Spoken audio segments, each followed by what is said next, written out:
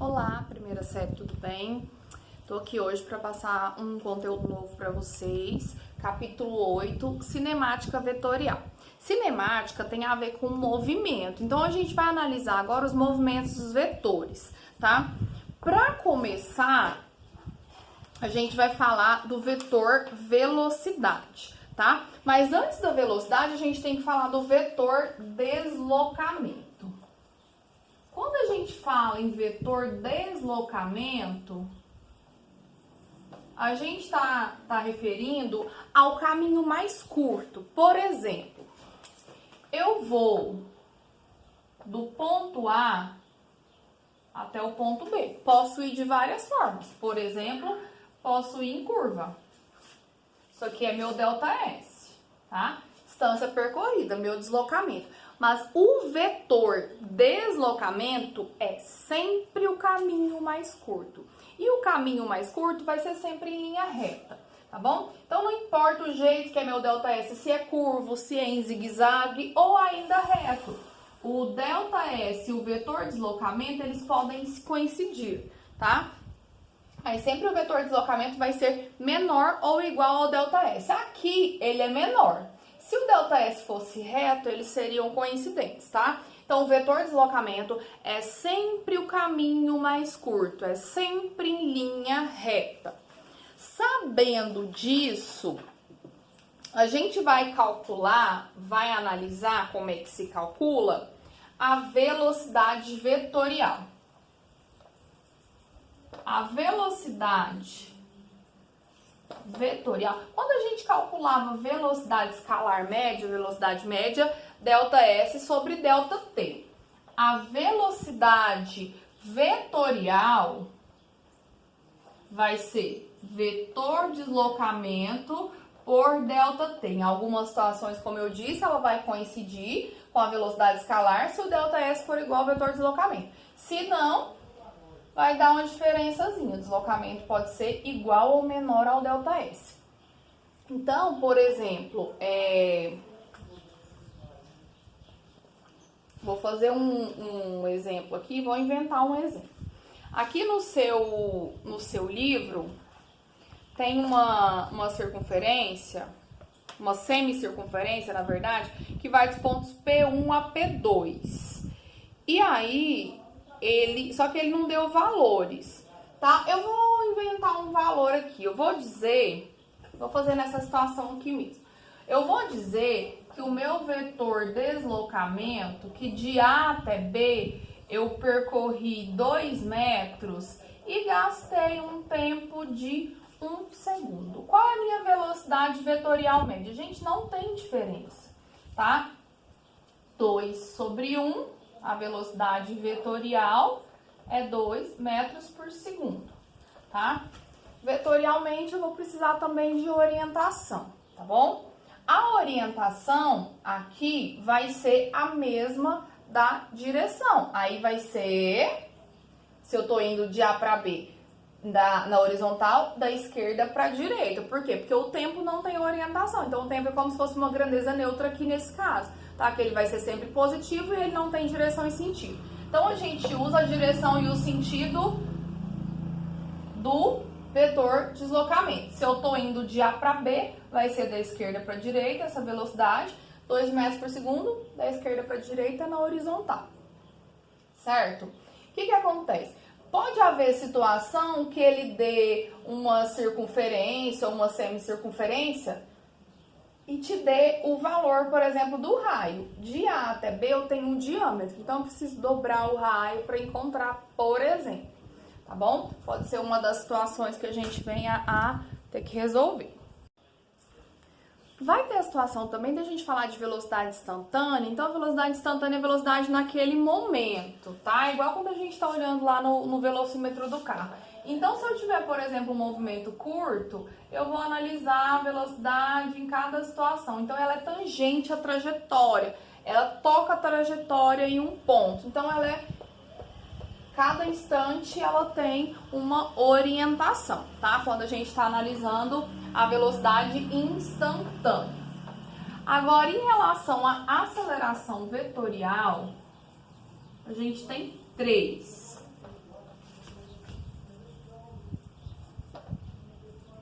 a gente tem 3 acelerações vetoriais. Para calcular a aceleração vetorial média, variação da velocidade dividido pela variação do tempo. Variação da velocidade vetorial pelo tempo, assim como a gente fazia aceleração escalar média lá, tá bom?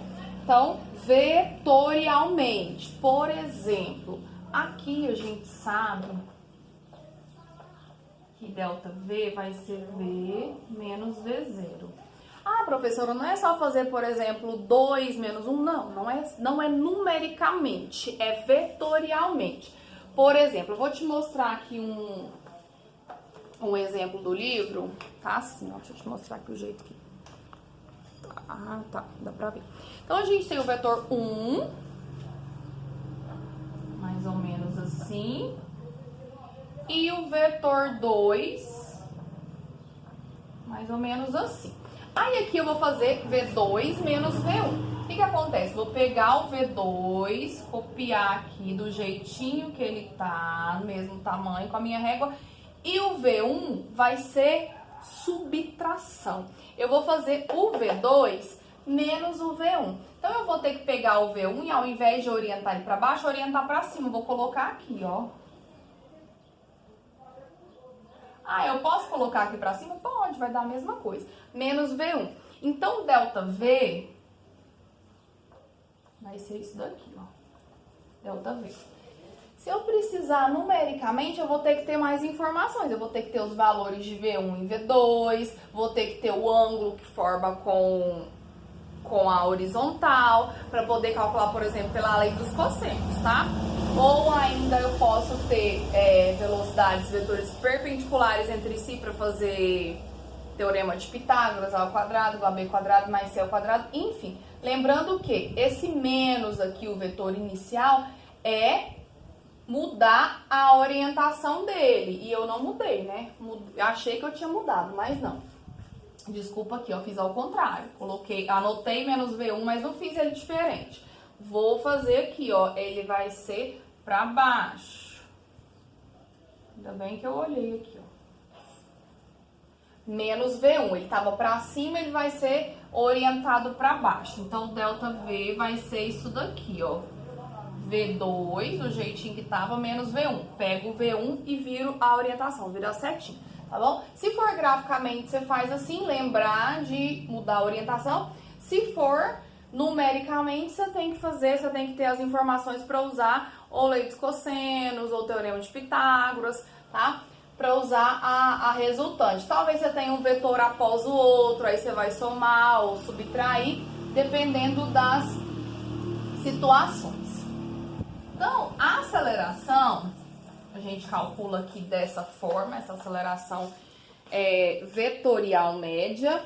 E aí a gente vai ter 3 casos. Tem um exemplo aí também, ó, pessoal, de vetores perpendiculares entre si. Então, eu tenho numa circunferência, movimento circular, o vetor V1 e o vetor V2. E aí, eles são perpendiculares entre si. Então, ΔV é V2 menos V1. Então, eu vou copiar o V2. O V1 estava orientado para cima, vai ficar orientado para baixo. Então, menos V1. E aqui vai ser o ΔV. Professora, faz diferença se eu não inverter o V1? Faz, porque aí ele vai estar para cima e o resultante vai ser ao contrário aqui, ó, vai ser cruzado. Para cima e da esquerda para direita e não da direita para esquerda. Então, faz diferença sim. Esse aqui é o vetor resultante, ΔV, tá? Ainda tem que ter o tempo para a gente poder calcular a aceleração média, tá bom?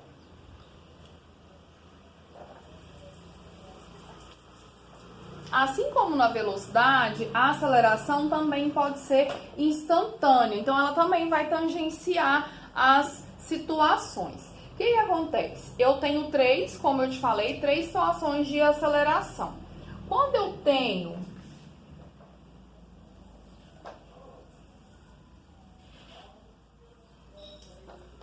vou ter aceleração tangencial quando eu tiver movimento variado.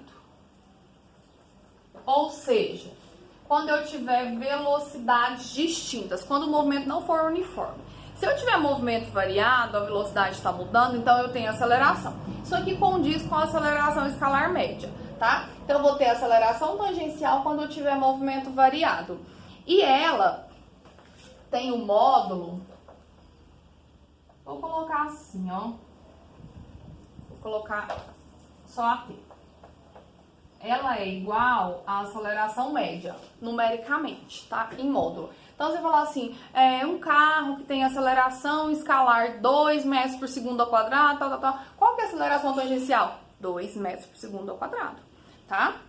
A orientação vai ser de acordo com a orientação da velocidade, já que o tempo é como se fosse neutro, porque o tempo não tem orientação, tá? Então, eu vou orientar assim como na velocidade. Então, eu vou ter aceleração tangencial só quando eu tiver um movimento variado. A outra aceleração é a aceleração centrípeta.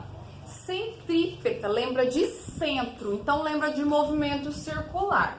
Quando eu tenho um movimento circular, a aceleração centrípeta, ela sempre aponta para o centro da trajetória, não importa a posição. Eu quero para esse ponto, tá aqui, tem esse ponto, tá aqui, esse ponto, tá aqui, enfim, qualquer ponto que eu pegar vai estar sempre apontando para o centro da trajetória. Quando eu tenho movimentos circulares. Então, se eu tiver movimento variado, vou fazer aqui embaixo.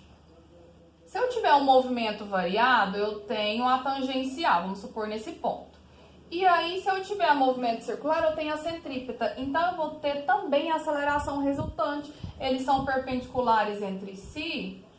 E aí, eu vou fazer teorema de Pitágoras. Essa aceleração a gente chama, vou colocar aqui mesmo, de aceleração vetorial, que é a resultante.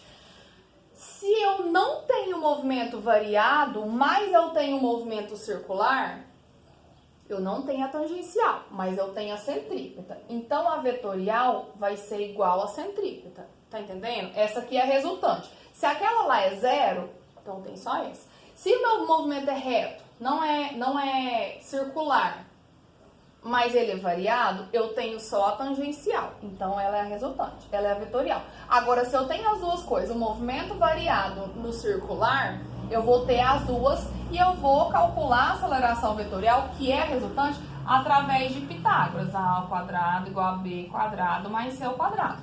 Ou seja, a aceleração vetorial é igual à aceleração tangencial ao quadrado mais a aceleração centrípeta ao quadrado, tá bom? Então, de novo, eu vou ter tangencial quando o movimento for variado. E ela é igualzinha à escalar. Então, eu não preciso fazer conta. Essa aqui vem pra mim. A centrípeta eu vou ter quando eu tiver movimento circular. Essa aqui eu já tenho que calcular. A aceleração centrípeta eu vou ter que calcular como velocidade ao quadrado dividido pelo raio, tá? Então, eu vou ter a velocidade, ele vai me dar lá a velocidade escalar, e aí eu vou dividir pelo raio, ok? Então, sei lá, um objeto com velocidade 5 metros por segundo, no movimento circular, vamos supor que seja constante, não tenho tangencial, tá? Então, eu vou colocar aqui, ó, 5 ao quadrado, 25. O raio da circunferência do movimento é 2, por exemplo. 25 dividido por 2. 12,5 metros por segundo ao quadrado é a centrípeta. Qual que é a aceleração vetorial para essa situação? Essa aqui, ó. Porque aquela lá é nula, o movimento é uniforme. Agora, se eu tiver só aqui, não tiver aqui, essa é igual a essa. Ah, mas eu tenho as duas. Faço Pitágoras para achar a resultante, ok? Aqui é só um exemplo, não é sempre que vai ser assim não, tá, pessoal? Então, a tangencial não precisa calcular, ela é igual a vetorial. Igual a escalar média, que a gente já estava acostumado a calcular, ΔV por ΔT. A centrípeta eu preciso calcular, mas só acontece quando o movimento é circular, tá? E a vetorial, ela é a resultante. Se eu só tenho essa, ela é igual. Se eu só tenho essa, ela é igual. Se eu tenho as duas, eu faço Pitágoras e encontro a resultante. Ok, pessoal? Então, acho que é isso, tá? É isso que eu tenho para vocês para hoje. Se ficou alguma dúvida, se tiver algum questionamento, alguma indagação, mesmo na explicação ou na hora da resolução dos exercícios, manda para mim no e-mail, deixa aí um comentário no vídeo, gostei ou não gostei, achei que poderia ter explicado melhor ou achei que esclareceu, tá? Deixa aí um comentário para eu saber que você está assistindo. E manda lá no e-mail se tiver alguma dúvida, alguma pergunta, tá bom? Tô sempre à disposição e aguardando vocês, tá? Tchau, tchau, até mais.